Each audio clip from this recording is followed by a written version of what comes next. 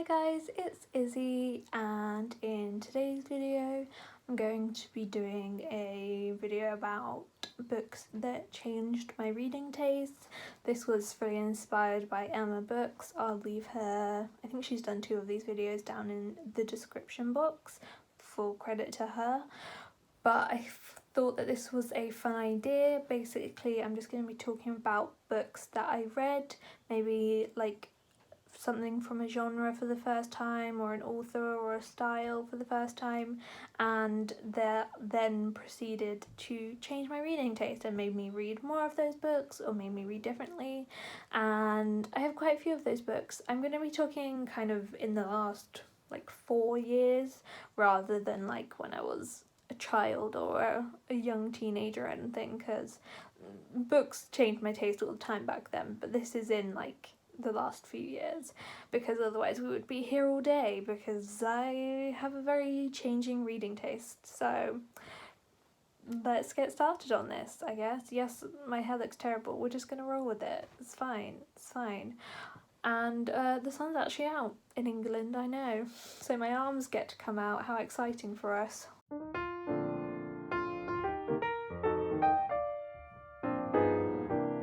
The first book I'm going to talk about is Salt to the Sea by Ruta Sepetys. I read this in September of last year, I believe, September of 2019, and it was one of the first historical fiction novels I'd read. It was not the only historical fiction I'd ever read, but it was definitely not a genre I read from often. I thought I wasn't interested in history. I thought I would find it boring. To be honest, I didn't think I liked history just at all. My mum has a history degree and my sister did history for A-levels, and so they were always the more historical minded people, and I just thought that like science and maths was my thing, so I was more interested in the future, which I still am. Like, I still probably prefer like sci-fi to historical fiction, but reading that book made me realise how invested I could get in historical fiction novels, how interesting it was to learn about things that I didn't know much about. I didn't go to school a whole lot, and I only went to history up until like year 6. So I did not know much about history, and it's been such a fun way of learning about history. Since then I've read so many historical fiction novels, and I have learned so much interesting stuff about history and the people that lived through these events, and it's just been so fascinating. And Salt to the Sea was really the first historical fiction book where I felt like I could actually connect to the story and connect to the characters and really feel something for the story. And prior to that, it kind of just felt like I was reading about stuff that had already happened, and so I just didn't really care, which, I mean, you are still reading about stuff that's already happened, but I've just found such a love and passion for historical fiction, and it's been such a pleasure to learn so much about history in such an enjoyable and accessible way. And I'm just so glad I decided to pick that book up and then kept picking them up. Also, if you don't know, Salt to the Sea is a historical fiction novel that follows like 6 characters, I think, who are making their way to a refugee ship in Germany. It's the Second World War, and we follow these characters and kind of why they're having to make this journey and the difficulties of it. And then there is a disaster that happens on this ship, and we follow that disaster as well, and it's one that is not talked about in history but was really devastating in terms of lives, and it was just so well written and it just blew me away, and I'm so happy I picked it up. The next book I'm going to talk about is The Martian by Andy Weir. I read this, I believe, in April of 2016, I think. Either 2016 or 2017. One of the two. Which one? I can't remember. Anyway, it was 3 or 4 years ago. And this I picked up because my best friend, who was quite a heavy sci-fi reader. We were both readers, but she preferred sci-fi more than I did, and she just told me that it was really funny and that it was really exciting, and she just loved like the narration. And so I picked it up based on her recommendation. I hadn't really seen anyone else enjoying it, like I didn't really know about it apart from her telling me.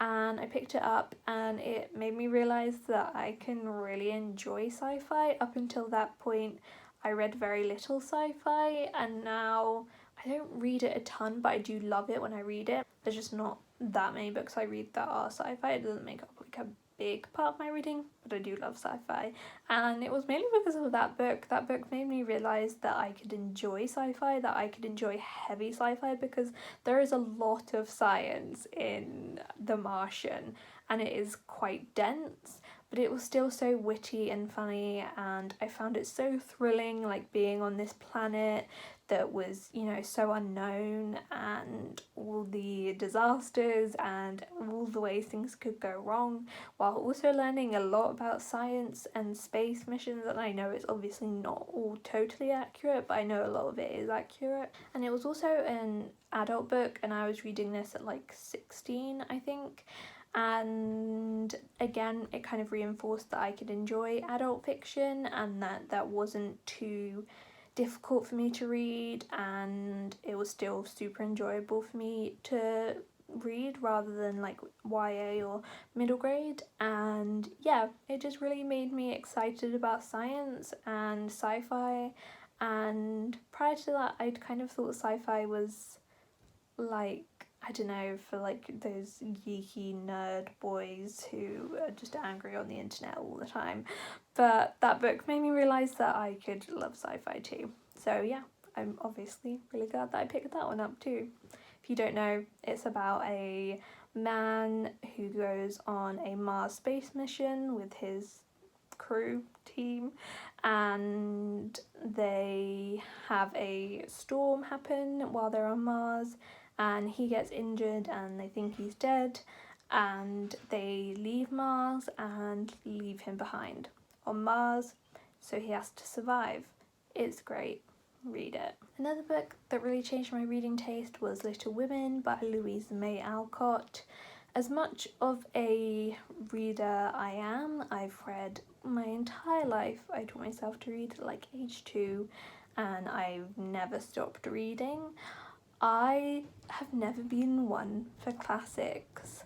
They just don't gel with me. I spend so much time having to try and figure out the language and what they're trying to say that I never really enjoy the story or connect to the characters, because I'm always just kind of like dreading picking it up because it's just so dense and kind of tricky to get through. Like, I'm not a Charles Dickens fan. I'm trying to be more of a Jane Austen fan. I definitely like her work more, but I read Tess of the D'Urbervilles and, you know, all those kind of like heavy, like Jane Eyre, all those kind of really like heavy classics, especially when I was young. Like, I read Tess of the D'Urbervilles when I was like 13. What was my English teacher thinking? Why did she give me that as extra reading? I do not know. It was so depressing. But I've read quite a few classic novels in my time. Like, I've read The Time Machine. I've tried my hand at classics a lot, and none of them have been that successful until, well, that's excluding children's classics, but I feel like that's kind of a different genre because those are much easier to read and much more exciting. And yeah, but things like Jane Eyre and Great Expectations and all that kind of stuff, I'm really happy for people who do like it, but I just hate them. And I picked Little Women up solely because I knew there was the movie coming out, and which I still haven't seen, tragically. I'm waiting for it to come out on like Sky Store. But I picked it up because I knew there was a movie coming out and I really liked the actresses in it, and it looked really good from the trailer, and I realised I'd never read it, and so I picked up the audiobook of it and I fell in love with it. It was the first classic where I truly connected with the characters, where I felt their feelings and I knew them as characters and I knew what they wanted and what their dreams were and all that kind of stuff. I like knew them, and that was the first time that had happened in classics, and it was just such an exciting feeling to read about, you know, from this different time period. I think it was written in like the 1850s or something like that, and I just fell in love with it, and it was so accessible, it was so entertaining, I loved the characters, I loved the message, and it was just such a lovely surprise because I was kind of just reading it so I would know the plot going into the movie, and you know, I always like to read the book first, but it ended up being such a lovely surprise, and I read it in November, and it's kind of like very cozy and Christmassy, and I just know it's going to be one I reread every single Christmas because it was just so lovely, and I'm so pleased that I picked it up. The sequels, don't do it. Don't read them. They suck. Just stick with Little Women and you'll be good, because then they get married and then they lose all their individuality and their love and their life and their vibrancy and their personality, all for the sake of men. So Little Women, excellent. Just don't ruin it for yourself by reading past Little Women. It's not worth it. Another book I read was Educated by Tara Westover, and I read very little non-fiction in my reading life, like very little, like a tiny amount. Like before that, I'm pretty sure Becoming by Michelle Obama was like the only non-fiction I read. It was tragic. I like never read non-fiction, and Becoming definitely made me interested in kind of biographies and people writing about their lives, and so I wanted to pick up Educated. So I guess Becoming kind of started my interest in non-fiction and biographies, and then like Educated really solidified it for me. I just found it so fascinating, and it was written in such a way where it felt like a story and it felt interesting and engaging, and it wasn't just like, then I went to lunch and then I went to the shops. Like, it was really engaging and dynamic, and I was just so invested in it and just so interested in it. If you don't know, it's about this woman, Tara Westover, who was brought up as a Mormon and a very, very like strict religious background, and like didn't go to school and like lived in the mountains, and you know, they didn't do traditional medicine and all that kind of stuff, and it was just so engaging. And then she ended up going to Oxford, and that just made me so much more interested in non-fiction, because before it was just something I like actively avoided because I thought it was boring. And between Becoming and Educated, those books have really made me interested in non-fiction. And I don't read a whole ton of non-fiction, but at least I now know that there are good books about non-fiction, and I can read non-fiction if I want to, if it sounds interesting, and it's definitely made me less afraid of non-fiction as a genre. Like, definitely. The penultimate book I'm going to talk about is A Darker Shade of Magic by Victoria Schwab. This is one of my favourite fantasy series, and I read this in like February of 2018, I want to say, maybe 2017. I should have checked these dates before. It was either 2018 or 2017, so I was either like 17 or 18, and I never read a adult fantasy series before. I read a ton of fantasy, but it was never adult fantasy because I thought that was too intimidating, and I just thought that I would be too confused, it would be too hard to keep up, like I wouldn't enjoy the characters, it would be boring. And A Darker Shade of Magic really showed me that adult fantasy is also great. Sure, there are some not so great adult fantasy books, but for the most part, I was just scared that it would be too confusing for me and that it would be boring. And I'm really glad I picked up that series because I've read so many great adult fantasy books since then, because I read A Dark Shade of Magic and realised I could keep up with adult fantasy. And yeah, I'm just so glad I ended up picking that book up, because if I hadn't, there would have been so many books that I've now read that I would have missed out on. And yeah, it just made me feel more confident in my reading and just made me realise that I can actually read anything I want if it's an enjoyable story and interests me, and it doesn't really matter the age or the genre. Like, it doesn't matter if it's middle grade, adult, young adult, new adult, fantasy, sci-fi. It just gave me more confidence in my reading, basically. And the final book I'm going to talk about is Soul-Kill Girls by Claire Legrand. I am not a big fan of magical realism in general. There are exceptions, Soul-Kill Girls being one of them, because I just get kind of confused because I'm like, wait, is this happening? Is this not happening? It's usually accompanied with quite flowery writing, which I don't enjoy because I just find it too dense and it's just not my style. And so I would always avoid any books that were even like close to magical realism because I thought I hated them. But I read Soul-Kill Girls, which is a very weird book. It's about these 3 girls who live on this island called Soul-Kill Rock, and they're girls that go missing like every decade, but then it starts happening more and more often, and they have to kind of like team up to find out what is taking these girls. And some of them, like one of them has a very interesting relationship with whatever is taking the girls, and the other 2 kind of have to get over their differences, and it's just a really interesting book and one of my favourites of all time because I just think it's genius, and it had flowery writing, and it was, I would say, verging on horror light is what I would call it, because it did get gruesome at some points, and up until that point again I'd never read a horror book because I'm such a wimp, like I'm such a baby. It's tragic because I know there are so many amazing horror novels out there that I would love to read, but like I'm pathetic. I can't deal with horror.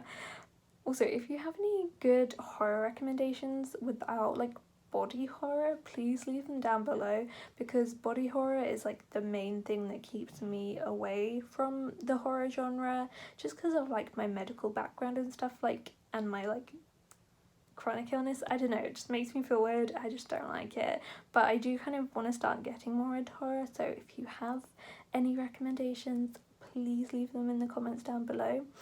But yeah, it was a book that kind of made me think about a lot of things in a different way, like flowery writing, horror, magical realism, and made me realise that there are good books and books that I can enjoy with those aspects.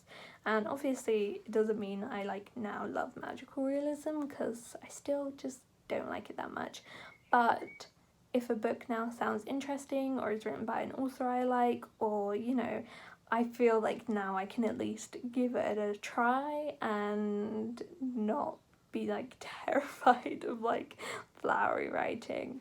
So yeah, and also it made me a bit less of a baby. Not much, but a bit. So yeah, those are all the books that changed my reading taste. I thought this was an interesting video to make, and I really would like to see other creators make this because I just think it's such an interesting thing to think about. Let me know down below what was a book that changed your reading taste, and yeah, follow me on all my social medias. I'm on Twitter, Goodreads and Bookstagram. I'm very active in all of those places. I write full reviews for all the books I read on Goodreads. I post a Bookstagram picture every day, and I tweet about animals. I don't know, you know, normal stuff. And yeah, I hope you are safe and well. If you're new here, subscribe, I guess. I never say that. I feel like a terrible YouTuber. Subscribe. Thanks. And yeah, I hope you're having a good day, and I will see you in my next video, which I think will probably be tier ranking every series I've read, if I can be bothered to make the tier maker. But yeah, oh god, see, I say bye like 10 million times in my videos because I just keep talking. It's a problem. But yes, thank you so much for watching. Have a wonderful rest of the day, and I will see you in my next video. Bye!